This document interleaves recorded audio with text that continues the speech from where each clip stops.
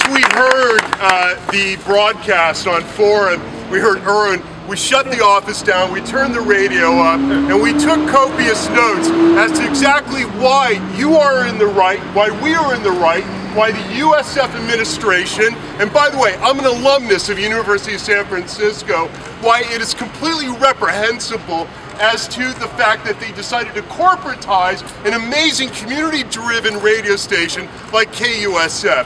Naturally, based on the eloquence of what Erwin had to share and the forum that I attended last week at the theater at University of San Francisco, secured, I think, what we felt in our very gut.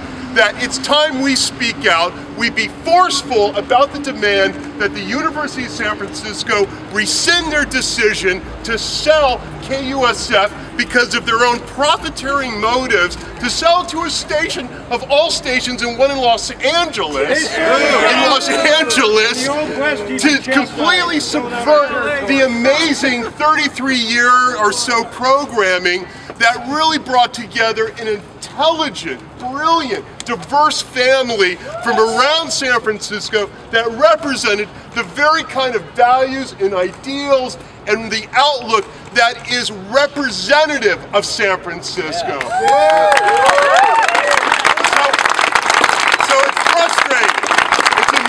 It's immensely frustrating to see an alma mater, but to see a private university, but to see sort of the Jesuit ethic to be botched and really bastardized in the way that it was, in not really, I think, signaling the respect, just on a very common sense level, the respect to all of you in the family of KUSF in their idea of selling the station in advance and not providing maybe the first right of refusal to this community so that maybe there could have been some troubleshooting, some problem solving, so that people may have been empowered to come to the table themselves and say, listen, before you go to the first resort of selling it to a station in LA for $3.75 million, maybe together as a community we can do something ingenious. Maybe we could come as a collective. Maybe we can put the money together. But none of that discussion was allowed to take place. I find that unconscionable. Yes. I find the evolution of now what has since unfolded and what we've learned more about this transaction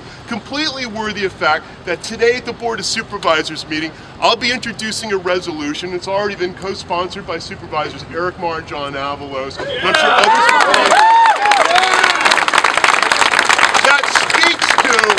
that speaks to the very scenario as to why you and us are unfortunately here today. Now, I don't expect that we don't really have the kind of legal authority to change their minds at the University of San Francisco. But I agree, as people summed up at the forum last week, in order to keep this issue alive, in order to try to win hearts and minds, we're going to have to press forward in a very public and overt way so people understand what a travesty this was, and it should be corrected. Thank you, everyone.